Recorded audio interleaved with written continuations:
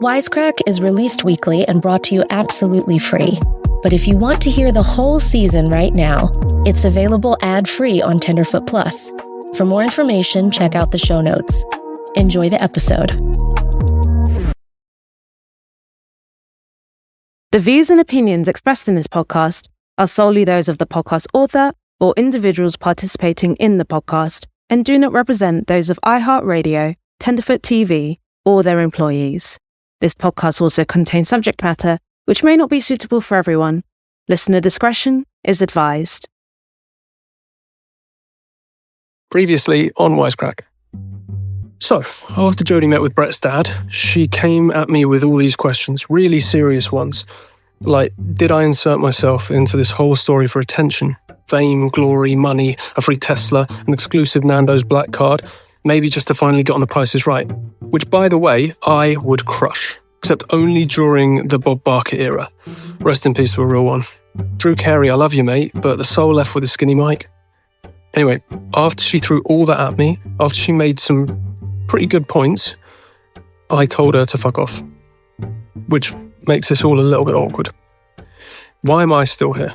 Why am I doing a recap for a podcast that might have just exposed me as a pathological liar with a flair for murder-adjacent stand-up material? I don't know. But you're here, I'm here, we're here. So let's both just shut up and finish the story, shall we? Strap in. This is the final episode of Wisecrack. Never seen you looking so lovely as you did tonight.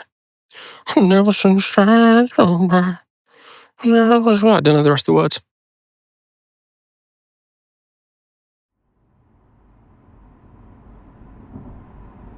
As he drove me to Heathrow, Ed was quiet, processing everything we'd been through on this trip.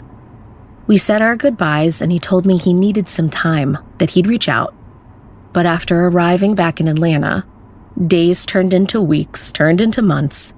Not a word from Ed.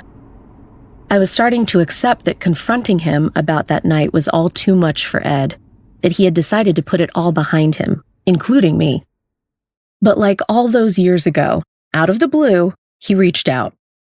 Ed was ready to perform the set again, but this time with the full picture in mind, using all the real names, and a different venue. Hi, I'm Jodie Tovey. I'm one of the many folks who are putting on the show tonight. I'll be really brief. I am not the opener. You can't find an opener for this. A couple of years back, I went to the Fringe Festival in Scotland. I don't know if anyone's been, but it's amazing. He wanted to perform outside the long shadows of Stansted. Ed wanted to come to me. So we're in for a real treat, but this is the U.S. premiere, so you guys are the first people in America hearing the set. We sold it out, set the mic, and turned on the lights. So Atlanta, give it up for Edd Hedges. Then I let Edd Hedges take the stage, having no idea what he was about to say.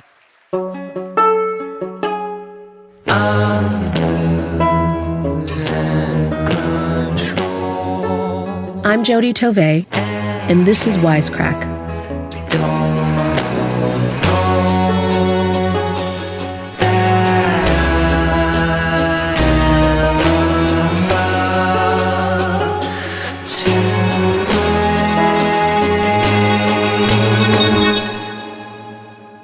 Episode 6. Hold for Laughter. My last night in Stansted, well, it wasn't the farewell either of us had in mind. Ed was pissed at me for doubting some elements of his story, and I was miffed that he thought I'd just forgo those essential questions.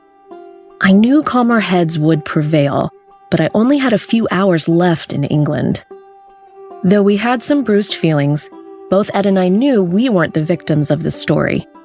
Any quibbling over unknowable details would never bring back Jillian, David, or Brett. The only way to honor their memories was to get Ed back on stage, armed with the new knowledge we had worked so hard to uncover. Ed needed to recount his experiences with new audiences and share with us how he had healed from the scariest night of his life.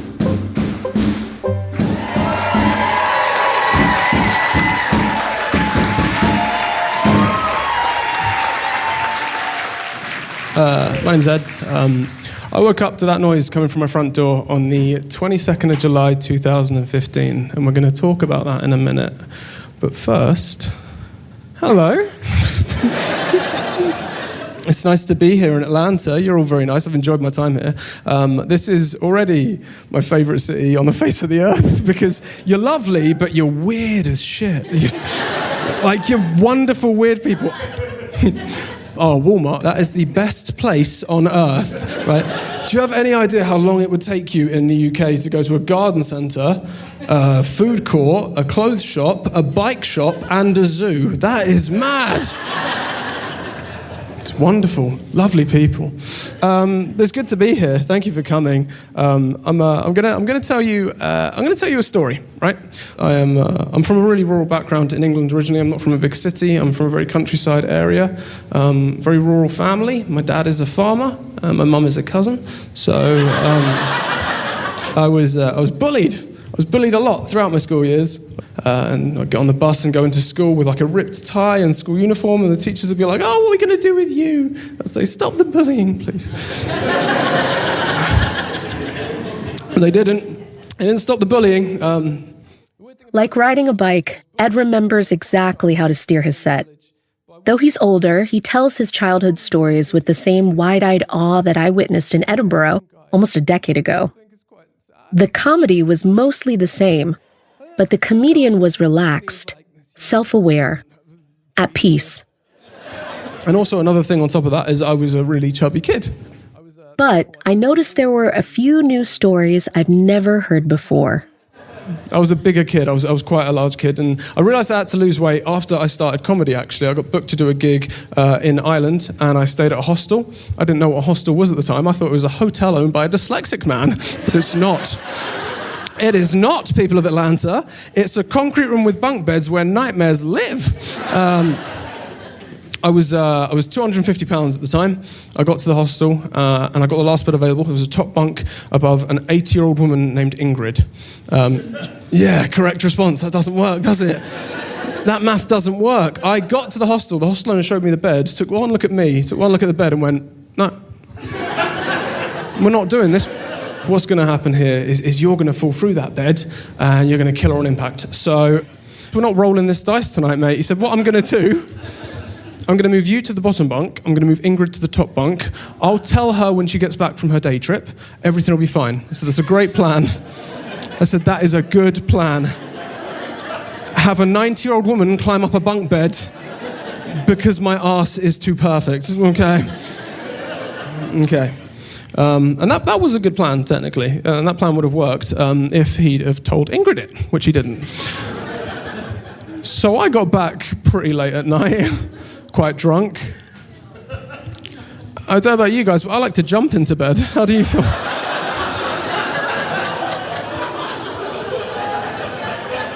She had these big, wide eyes. And I should have said, "Oh, Ingrid, look, I'm very sorry. My name is Ed. I'm not a threat. There's been a clerical error here. He said you'd be on the top bunk and I would be on the bottom bunk. I'm too heavy to sleep on the top bunk. I'll get the hostel owner now. He'll explain everything to you. You're perfectly safe and this is all going to be fine." That is what I should have said to Ingrid. I panicked. I panicked and said the only words I had in my little brain, which was, "Ingrid! Ah!"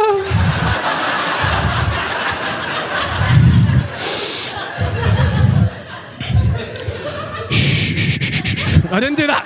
I didn't do that. I didn't do that. I leant into a tiny geriatric face, real close, and I said, "Ingrid, I am too big to go on top tonight." Right.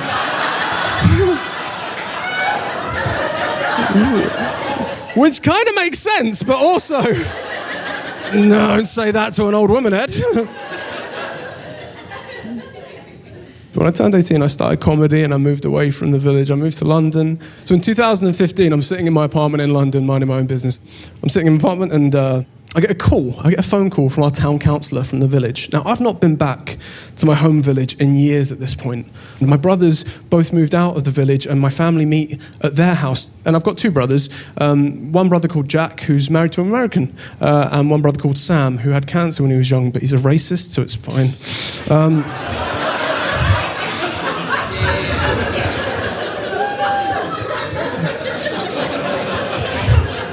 He rolled the dice, he lost.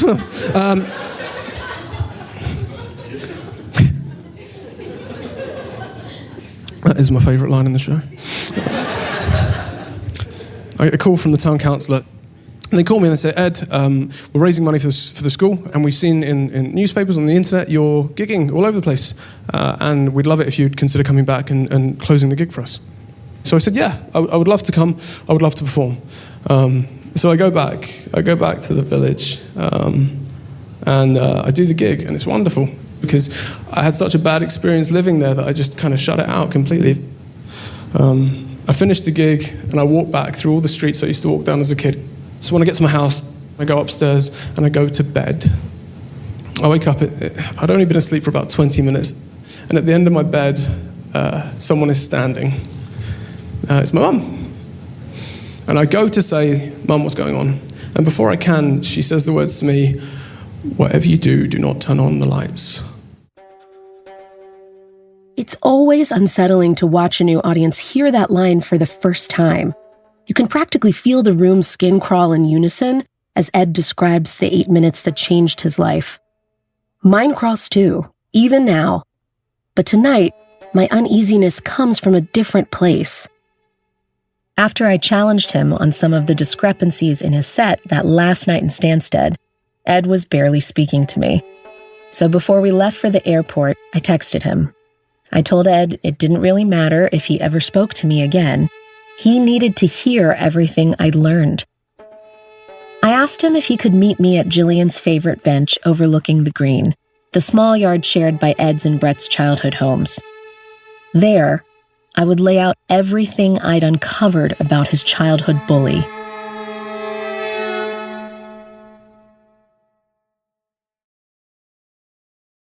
Hey, we're on her bench, aren't we? This is where she liked to drink and chill. That's what your mom told me. Yeah. That she would sit here and make phone calls. Yeah, this is hers. I'm just going to show you something for context. This is his rap sheet. And that was only 12 years of his life. Aggressive towards his mum. Everyone was scared of him. Shit, this is... There's a chronology of his arrests here.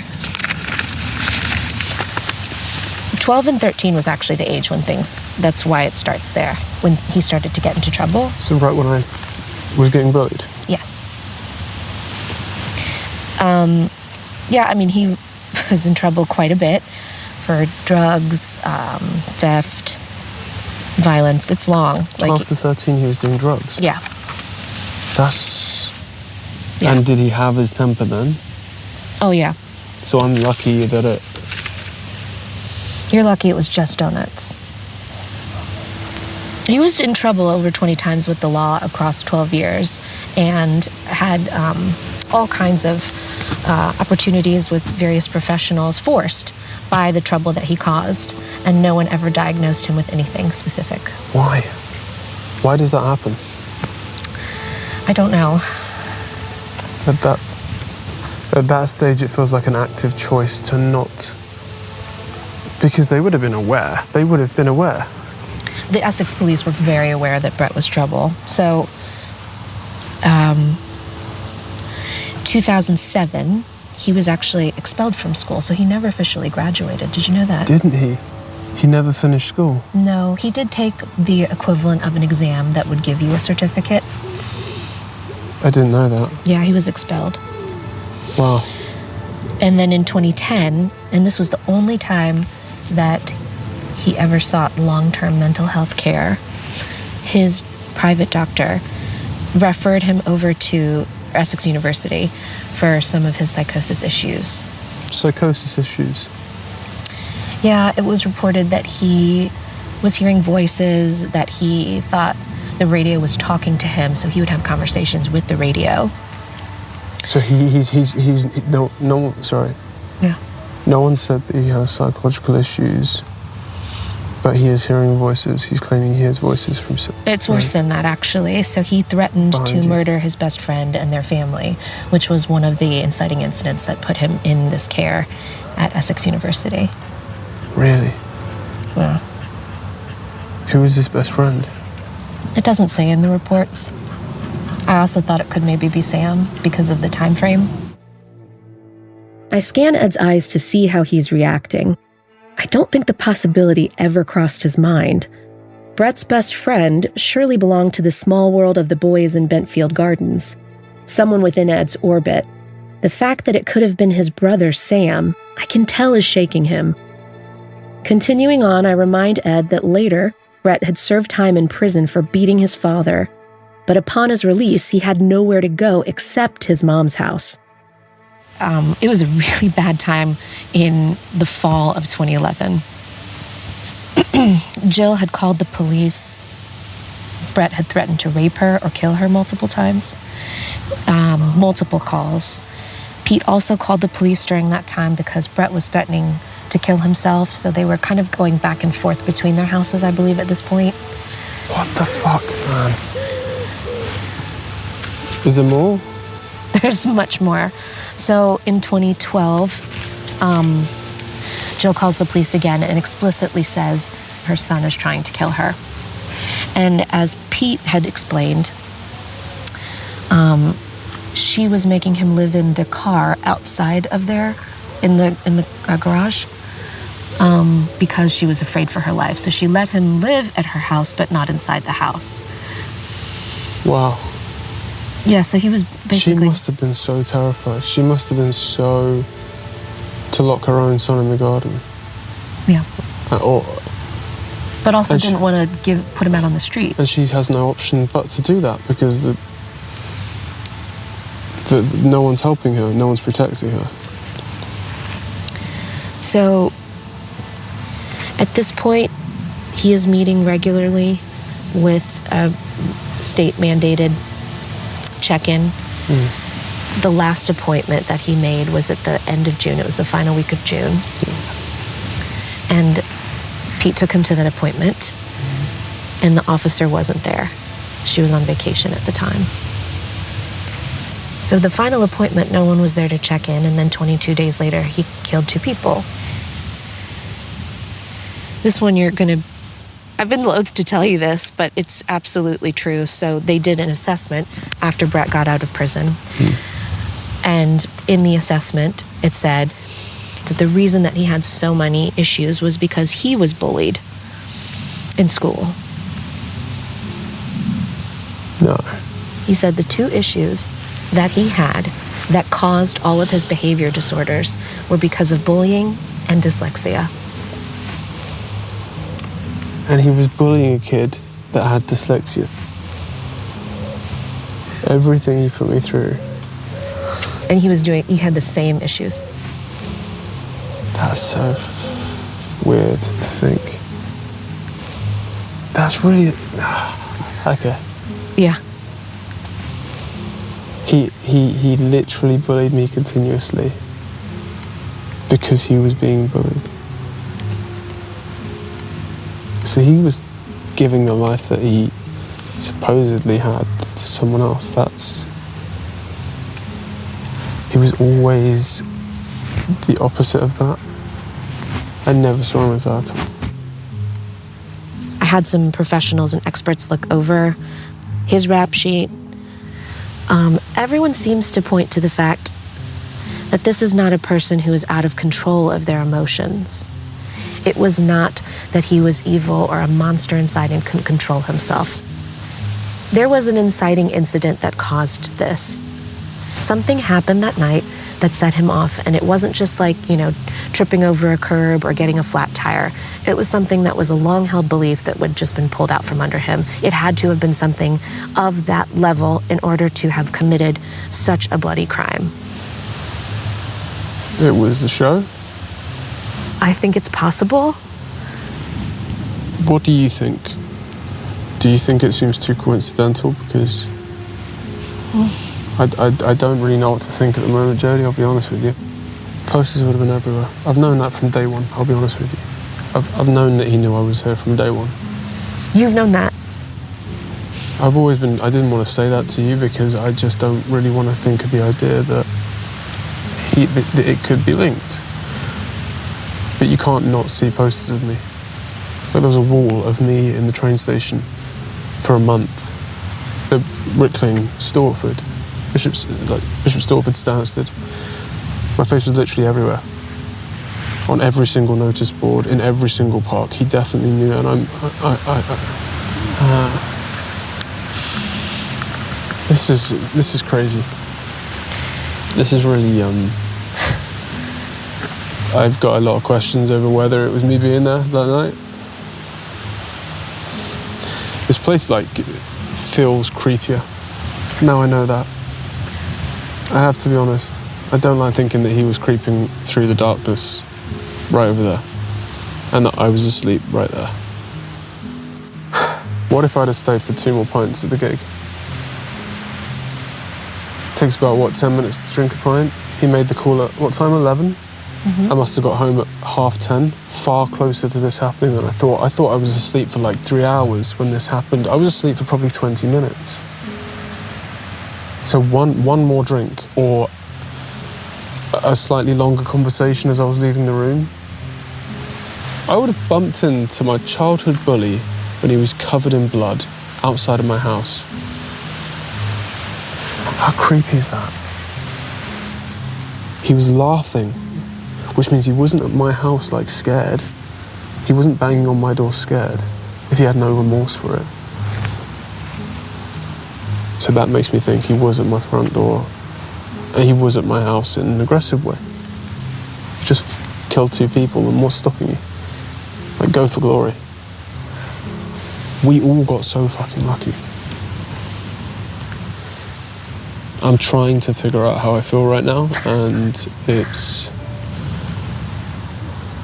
flicking between I feel sorry for this kid because he was going through the same thing as me, and he had these mental health issues, and then also a tremendous amount of fuck you, dude. It is upsetting.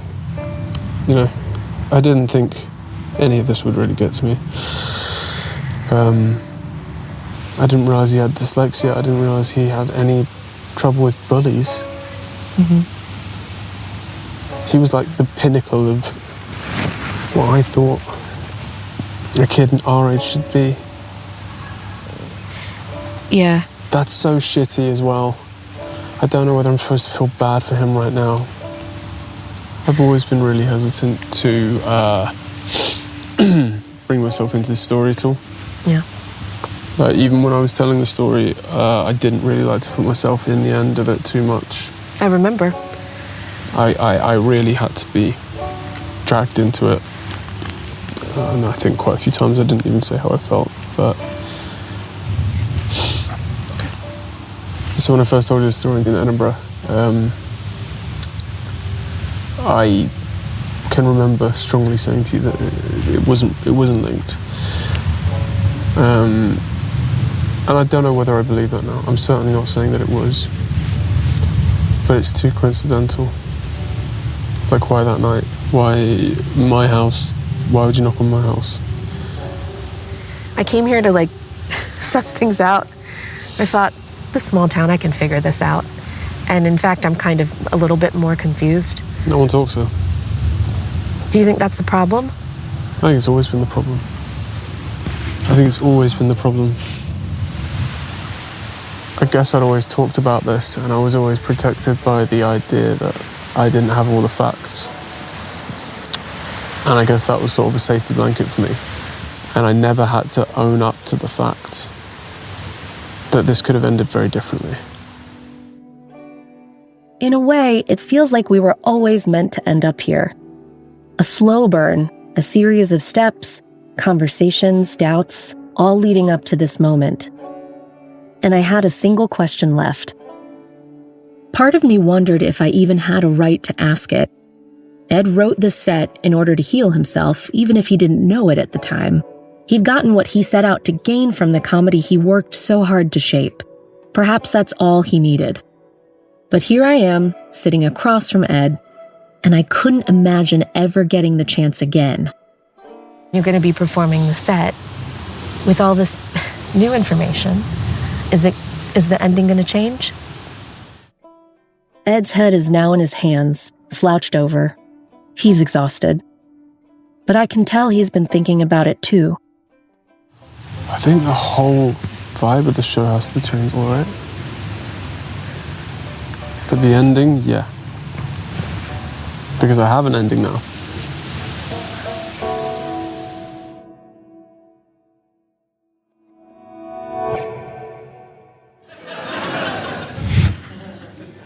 I walk out into the hallway and I'm like, Mum, I've just called the police, and she holds her finger up to her lips to tell me to be quiet, obviously. And I go quiet, and the banging has stopped. And it's replaced by this horrible silence. It's like the loudest silence I've ever heard in my life. And whoever's outside goes silent. My mum turns to my dad and she says, I think it's all over. And as she starts to say the O in over, the loudest noise I've ever heard in my life happens. It's the sound of whoever's outside drop kicking the door. The first kick smashes the window, the second kick makes the door buckle in the middle. We can hear the wood snapping. We can hear the metal hinges of the door start to gradually get rocked off. My mum grabs me and my dad. The banging got louder and louder and louder, and we were all kind of teared up at this point. We were really scared. And then the banging stopped. And we heard a helicopter. Then the moonlight that was coming through the window was replaced by a really harsh blue light. The next morning I wake up. For a second I think it was all like a horrible dream, and then I hear my mum crying her eyes out downstairs. So I go downstairs. The blinds are shut, all the doors are shut, everything's turned off. My dad picks up the remote and he turns on the TV, and it's on the TV is Sky News, and on Sky News is my house and the two houses next to it, and they're covered in police tape. There's about 6 police officers on the street, and I saw what had happened, and I'm going to do my best to tell you what happened now. So.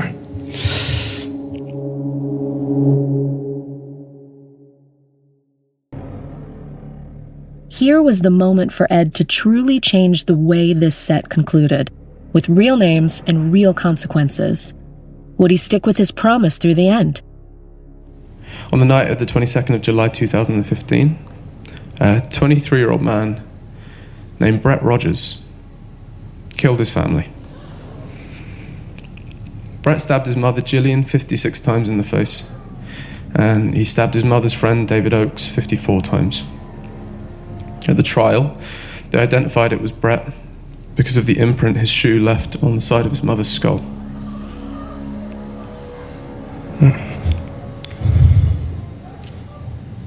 And then he came to my house. From everything I've gleaned, Gillian was a good time. Not afraid of trading neighborhood gossip or naughty jokes. She was finally enjoying retirement after 20-plus years of working as a lunch lady at a local school. Gillian's laugh was strong, her pour was stronger. At heart, she was a caretaker who took in her troubled son when the rest of the world wouldn't. And that's likely what David Oakes cherished in his friend too. A local taxi driver who had served his country in the Royal Air Force. David had survived multiple bouts of throat cancer, and that summer, he likely felt optimistic again after finally being in remission. In all my time in Stansted, I had to pry these happier moments out of the people who knew them best. It's almost as if the way they perished revoked permission to remember the good times.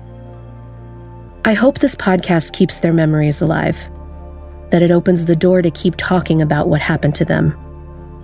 And for Brett, I feel there's sympathy to be held for him as well. For a system that failed him, for the signs that were ignored, for the chances missed to simply ask, "Are you okay?" Nothing dismisses his actions. He took 2 lives. And while we may never fully understand him, the question still remains. After he brutally murdered his own mother and her friend, why did Brett go to Edd's house? Perhaps he was searching for a place to hide. Perhaps he was there to confess. Perhaps he was there just to look into the eyes of the very people he had grown up with, as if to say, things will never be the same again. You will form your own opinion, but here's mine. I do think Edd's presence in town was a contributing factor to the murders. However, by the time Brett arrived at the Hedges house, I don't think he was there to hurt Edd. He'd changed clothes, stashed the knives, and called the police. At this point, it seems the rage and confusion had subsided. And yet, on the other side of that door was a family who had only seen the worst of their neighbor. Of course, they assumed Brett was there to hurt them. In the end, Edd and Brett are 2 sides of the same coin. But for the comedian center stage tonight, who along with Brett experienced dyslexia, depression, and the mental toll of constant harassment, it's time to make peace with his childhood bully. And in so many ways, is there anyone who could understand Brett better? I wrote this set almost 10 years ago now, just a few months after the night. But in truth, I really don't remember why I wrote it.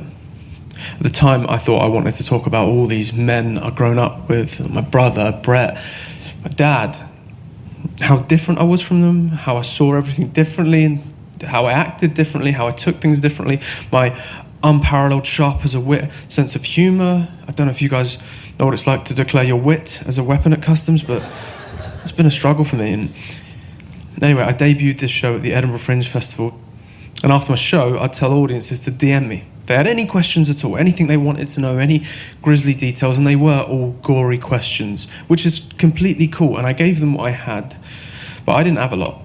I didn't do any research into the night. I just sort of looked at what happened to me and my mum and my dad and my family, and I really only wrote about that. I'd like to say that it was creative license, but I changed a lot of things and I removed a lot of details just through sheer laziness at times, but also because I wanted to make this funny for you to see. Anyway, this producer finds me one night in Edinburgh. It's pissing it down outside, rain is falling, and I'm in my room getting ready for my gig, and out of nowhere I get a load of ticket sales from people that just don't want to get wet. She hadn't seen my reviews, she hadn't heard good things, she just didn't have an umbrella. So what you like about me, I will always offer you shelter from the rain. Anyway, after the show, she starts messaging me all these questions. She starts asking me things that I hadn't been asked before, and I honestly didn't really realise it at the time, but I was really happy that someone wanted to know the why. Her name's Jodie, she's there in the back somewhere. When we finally met up, Jodie asked me more questions, more uncomfortable questions. She wanted to know if I wanted to know the whys. Why did Brett do it? Why that night? Why my front door? Why am I in this story at all? Did my presence in the village spur what had happened? And I think because I felt guilty, I didn't want to know these answers, but I went along with it. Now, if you'd listened to my set 10 years ago, you would have heard me end it by saying, nah, no way, absolutely not. It was all coincidence. I just happened to be there that night. He went crazy, and it was all just luck of the draw. It's been so rough, honestly, talking about this, reliving it, learning more things. The things I've found out with Jodie have kind of changed the way I feel about everything. The more I've learned, the more my opinions have changed. And the thing is, Brett was the same as me. That was the killer. Brett was the same guy as me. Brett probably had the same conversations every day that I had, felt the same things that I felt. Brett, like me, got left behind in his own childhood. But here's the one that really shook me, right? I've learned that Brett said that his life would have been entirely different if he hadn't have been bullied since school. That's crazy, right? Brett was bullied to death in prison. murdered by two men that thought it was kinder to snap his neck rather than let him live in mental anguish. Now, did Brett bang on my door that night because he knew I was in town? Yes. Yeah, I think so. But was he there to hurt me? I'll never know. I don't know why things worked out for me and not Brett. I've got a lot of questions that I'll never have answered, but I can say that Brett was not the hero of my village, and he certainly was not the villain of the story either. There was a time I was confused about Brett's motivations. I felt sorry for what happened to Brett, but now I've come to realise that empathy is more useful than sympathy. I love stories. Aren't they good? I think they're brilliant. I think stories are important as well. We don't really think about it, but stories are all we really have. They're how we pass down information from generation to generation. We share stories to give ourselves warnings. We pass all of our ancestors' stories down. It's the one thing that makes us different as a species. And the past is a story as well. Everyone's past is subjective to them. It's just your viewpoint on something that happened a long time ago. And these stories are what we base our worth on. The stories that we tell ourselves every day are what dictate our chances in life. Chances with work, relationships, self-image. It's all just based on the stories we told ourselves when we were kids. It's weird to think that if I believed the stories people told about me, I wouldn't be here in Atlanta tonight. And if Brett just questioned the stories people told about him, he would still be around. Look, I know this might not be the satisfying Hollywood ending that you all came to see. And I have tried. It's a difficult task, but I've tried to give you a message that you can take away, an Instagram pithy little life lesson. Here's what I've got. When one door closes, the Titan 17 windows will remain the perfect addition to your homestead. Good night, Atlanta. Thank you for everything.